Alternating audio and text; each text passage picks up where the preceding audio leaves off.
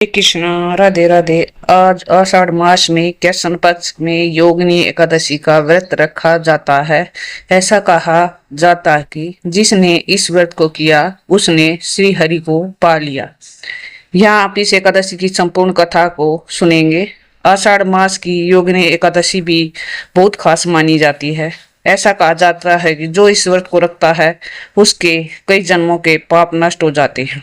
एकादशी का व्रत इस साल 11 जुलाई को रखा जाएगा। इस व्रत के बारे में धर्मराज युधिष्ठिर ने श्री कृष्ण से पूछा था कि आषाढ़ के कृष्ण पक्ष में जो एकादशी होती है उसका क्या नाम है। तब श्री कृष्ण ने जवाब दिया कि आषाढ़ के कृष्ण पक्ष की एकादशी का नाम योगिनी है। वह बड़े बड़े पातकों का नाश करने वाली है।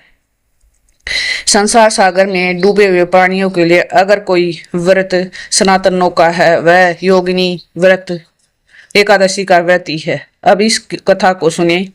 अलकापुरी में राजाधिराज कुबेर रहते थे। वे सदा भगवान शिव की भक्ति में मगन रहते थे। उनके हेमामाली नाम की एक सेवक था। उनका हेमामाली नाम का एक सेवक था जो कुबेर के लिए शिव पूजा में इस्तेमाल होने वाले फूल लेकर आता था। हेमा मालिनी की पत्नी बहुत सुंदर थी। उसका नाम विषदालाक्षी था। एक दिन हेमा मालिनी कामपास में आबद्ध होकर अपनी पत्नी से आसक्त हो गया। मानसरोवर से फूल लाकर अपने घर में ठहर गया। उधर कुबेर शिव पूजा के लिए फूलों का इंतजार कर रहे थे। उन्होंने दोपहर तक फूल आने की प्रतीक्षा की, लेकिन हेमा मालिनी अपने पत्नी के साथ पत्नी कामना में आसक्त हो अपनी इच्छा के अनुसार घर में ही रमण कर रहा था। यक्षराज ने कुपित होकर सेवकों से पूछा कि दुरात्मा हेमा मालिनी क्यों नहीं आ रहा है, इस बात का पता लगाओ। तब यक्षों ने सारी बात बतलाई। यह सुनकर कुबेर को बहुत गुस्सा आया और उन्होंने हेमा मालिनी को बुलाया। आने पर हेमा मालिनी के नेत्र भय से व्याकुल हो रहे थे। वह आकर कुबेर के सामने खड़ा हुआ। कुबेर ने कहा, तूने भगवान की अवहेलना की है, अतः क्रोध से युक्त अपनी उस प्रियतमा से युक्त होकर स्थान से भ्रष्ट होकर अन्यंत्र यहाँ से चला जा। उसने हेमाली को श्राप दे दिया कि तू कोढ़ी हो जाएगा। कुबेर के ऐसा कहने पर वह स्थान से नीचे गिर गया और कोढ़ों से सारा शरीर पीड़ित था, परंतु शिव पूजा के प्रभाव से उसकी स्मरण शक्ति ही रह गई थी। इधर उसके बाद इधर उधर घूमता हुआ वह पर्वतों में श्रेष्ठ मेरुगिरी पर्वत पर गया। वहां उसे तपस्या से मुनि मार्कंड जी के दर्शन हुए।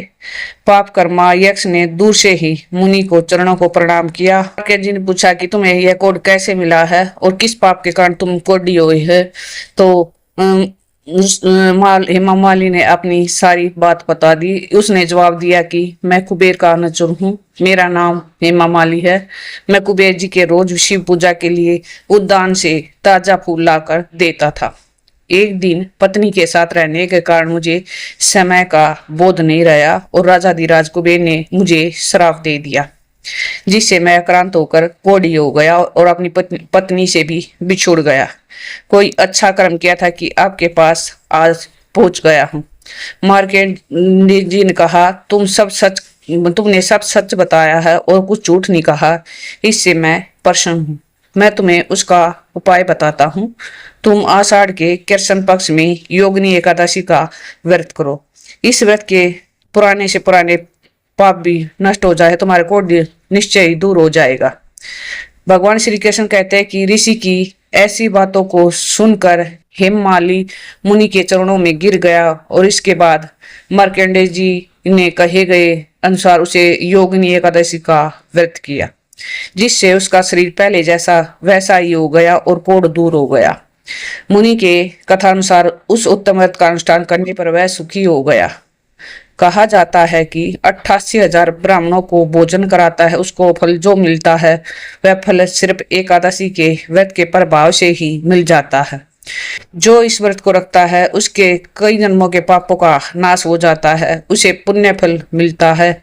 इस कथा को सुनने और पढ़ने से भी खास फल मिलता है। धार्मिक मान्यताओं के अनुसार योगिनी एकादशी का व्रत करने से नकारात्मक कर्मों का प्रभाव कम होता है, मन को शांति मिलती है और आध्यात्मिक उन्नति का मार्ग खुलता है।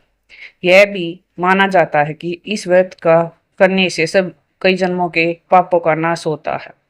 योगिनी एकादशी का व्रत रखने से भगवान विष्णु और माता लक्ष्मी की कृपा प्राप्त होती है। इससे सुख समृद्धि, अच्छे स्वास्थ्य, पारिवारिक खुशहाली और मानसिक शांति का आशीर्वाद मिलता है। साथ ही यह व्रत आत्म अनुशासन, भक्ति, सकारात्मक सोच को भी मजबूत बनाता है। श्रद्धालुओं के लिए यह दिन केवल उपवास का नहीं बल्कि आत्मचिंतन और ईश्वर को जुड़ने का विशेष अवसर प्राप्त होता है। उम्मीद करती हूँ आपको हमारी यह वीडियो अच्छी लगी होगी। प्लीज़ हमारी वीडियो को लाइक, शेयर और सब्सक्राइब कीजिए और ज़्यादा से ज़्यादा शेयर कीजिए और अपने शास्त्रों का ज़्यादा से ज़्यादा प्रचार कीजिए।